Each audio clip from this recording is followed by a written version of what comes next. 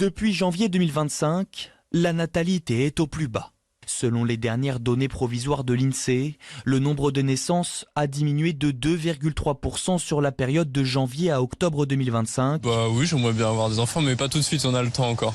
Dans la planète dans laquelle on vit, la société, etc., ça peut poser question. Les conflits, surtout, parce que voilà, peut-être aussi l'environnement. J'ai pas envie que mon enfant grandisse dans de mauvaises conditions. Avoir un enfant, ça coûte de l'argent. Et pour de nombreux couples, pour de nombreuses femmes, pour de nombreux hommes, c'est pas quelque chose qu'ils peuvent aujourd'hui assumer. Le rôle de l'État, c'est de mettre en place les conditions pour que nous, jeunes actifs, jeunes femmes, puissions avoir des enfants dans de bonnes conditions. Les vraies voix Sud Radio. Et ça démarre tout de suite avec Émilie au 0826 300 300 qui nous appelle de Bordeaux. Bonsoir Émilie. Bonsoir Émilie. Bonsoir Cécile, bonsoir Philippe et bonsoir aux éditorialistes bonsoir, sur le plateau. Merci de me donner la parole et merci plaisir. de proposer ce sujet. Alors, vous vouliez réagir effectivement sur ce sujet, sur votre cas personnel ou en général ? Oui. Non, sur mon cas personnel, je ne parle que de moi. Allez-y, on vous écoute Émilie. Alors voilà, ce que je vais dire vraiment n'engage que moi, c'est mon parcours et effectivement très jeune, entre 20 et 24 ans, je me suis beaucoup renseignée sur l'avenir et je fais justement partie de ces 55% qui ont peur de l'avenir sur le réchauffement climatique, sur l'impact de la surpopulation, sur nos modes de consommation, nos ressources et sur notre humanité face à tout ça. Mmh. Et j'ai pris une décision qui reste la même aujourd'hui, c'est que je veux pas d'enfant. Voilà. Ah d'accord, ah oui, c'est ferme et définitif. Affirmatif. D'accord, ok. C'est un choix qui est personnel, qui est réfléchi et qui est lié en fait à plusieurs facteurs que je vais donc vous partager. Donc effectivement, le premier, c'est peut-être le plus urgent pour moi, le climat. Voilà, les projections scientifiques sont claires. On va avoir plus 2,7 degrés en 2050. 2050, c'est demain. Voilà.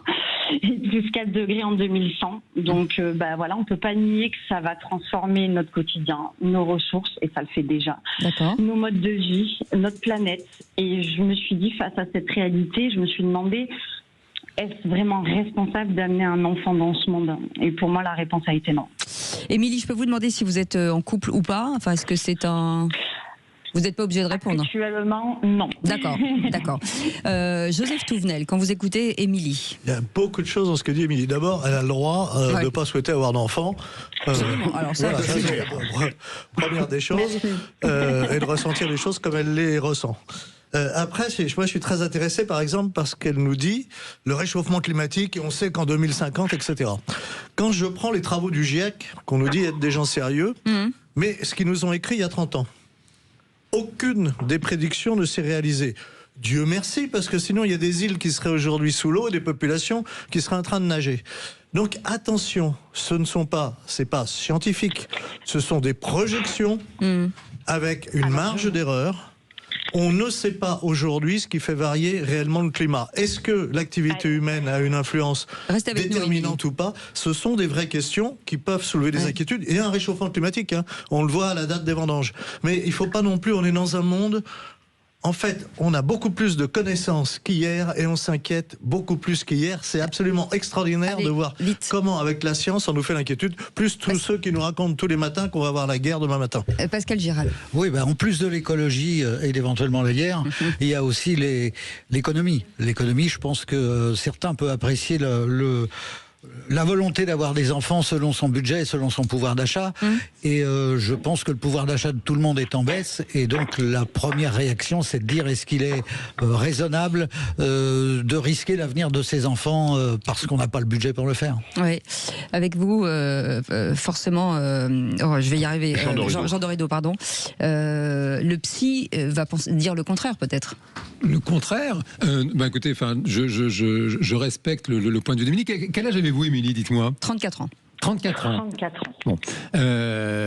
Donc écoutez, je m'autorise à vous souhaiter de peut-être changer d'avis parce que ça peut aller très très vite sur ce genre de sujet.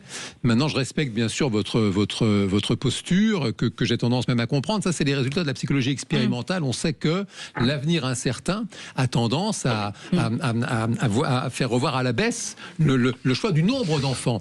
C'est différent que ce choix assez radical de ne pas vouloir d'enfants du tout. Et ça, c'est un fait que cette très questionnant. Nous sommes quand même des mammifères, nous sommes des homo sapiens, nous avons un moteur archaïque à reproduire l'espèce, et c'est vrai que de constater cette chute vertigineuse de la natalité en France, ça pose plein de questions. Plein de questions d'ailleurs, si vous en avez au 0826 300 300 comme Émilie, si vous voulez nous dire que non, au contraire, vous avez envie de faire beaucoup d'enfants, ou pas du tout, c'est ce numéro, on vous attend jusqu'à 20h, à tout de suite.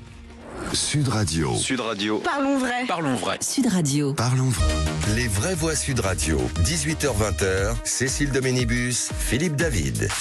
Avec Philippe David, on vous accueille aujourd'hui jusqu'à 20h avec ce débat du jour. La France fait face donc à cette chute inédite des naissances, et pourtant le nombre de femmes en âge de procréer est stable. Et on vous pose d'ailleurs cette question avec Philippe. Selon vous, pourquoi les Français ne font plus d'enfants à cause de l'écologie, de pouvoir d'achat, de peur de l'avenir, ou pas envie? Pour l'instant, qu'est-ce qui... C'est 56% la peur de l'avenir. On était à 55, ça monte légèrement à 56. Jean Dorédo est avec nous, docteur en psychologie, Pascal Giral, commerçant retraité, Joseph Touvenel, vice-président du Centre européen des travailleurs et ancien vice-président de la CFTC. Vous comprenez, en fait, Joseph Touvenel, qu'aujourd'hui, on puisse se poser des questions, quand même. Alors, je comprends qu'on puisse se poser des questions. Tout est fait pour qu'on se pose des questions, parce que en permanence, on nous ramène des peurs et des peurs, comme si on était dans l'an 1000 avec ces grandes peurs. Oui. Et en même temps, il faudrait un peu atterrir. On n'a jamais été aussi riche. Parlez pour vous, parce que... Non, mais globalement, oui. On n'a jamais, quand on regarde...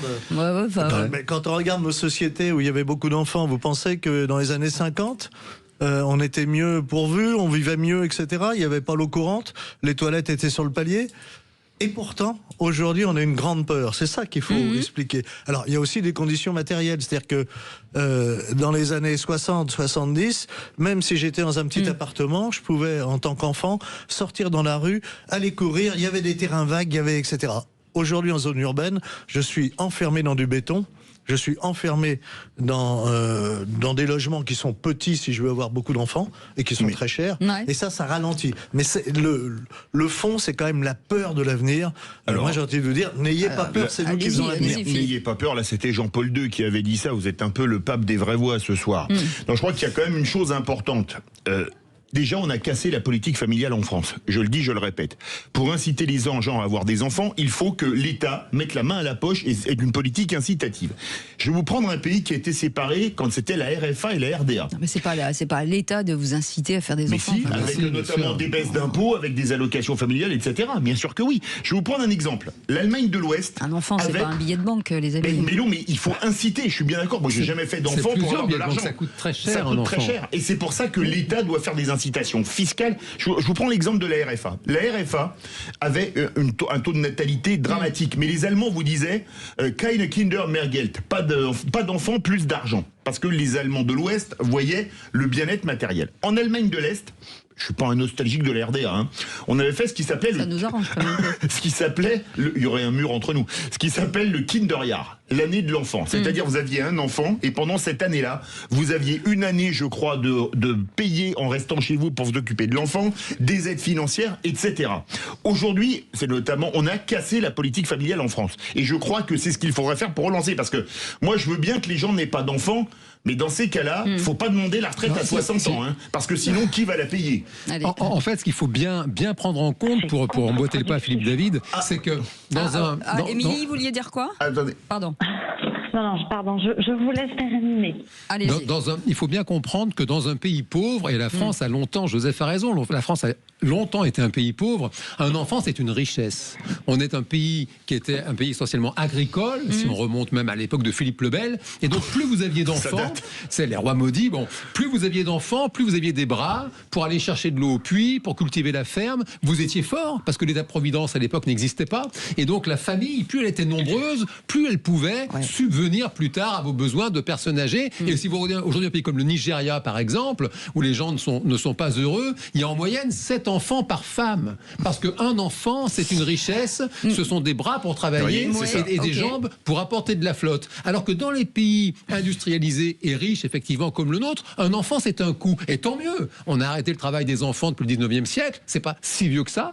Le Lyonnais que je suis se rappelle des gamins de Canu qui devaient aller à 5-6 ans travailler dans les machines à tisser. Donc on a interdit le travail des enfants, c'est très bien. Les enfants vont à l'école, ils font des études, ils coûtent donc beaucoup d'argent. Le logement, ça coûte très cher. Et Philippe David a raison.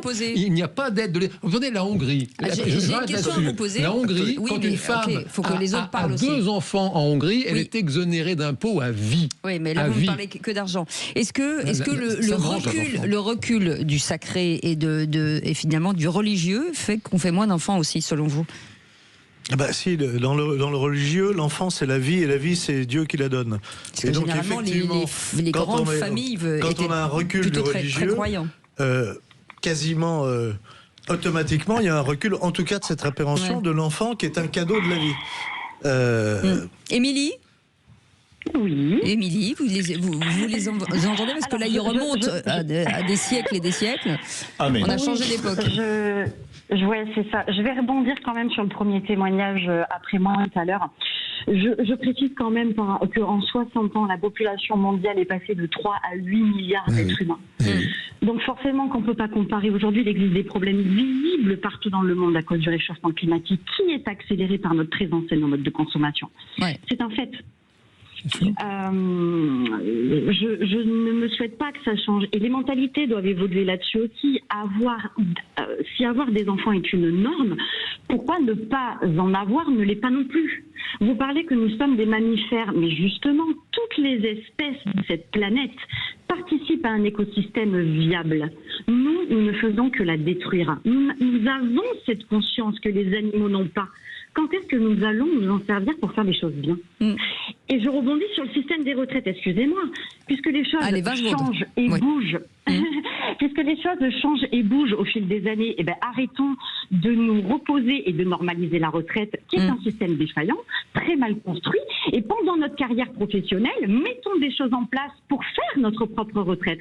Si vous dites que dans 50 ans, la retraite existera encore, ça n'a pas de sens. On ne fait pas des enfants pour ces raisons-là. Et c'est une femme qui vous le dit. Allez, merci beaucoup, Émilie. En tout cas, merci pour votre témoignage. Elle envoie, Émilie. On aime bien. C'est très intéressant parce elle que vous a calmé. C'est une notion. On n'a plus le temps. On n'a plus le temps. Non, on n'a plus le temps, les amis. Ah bah non, c'est ça. Dommage. Bah oui, je sais. Allez, tout de suite.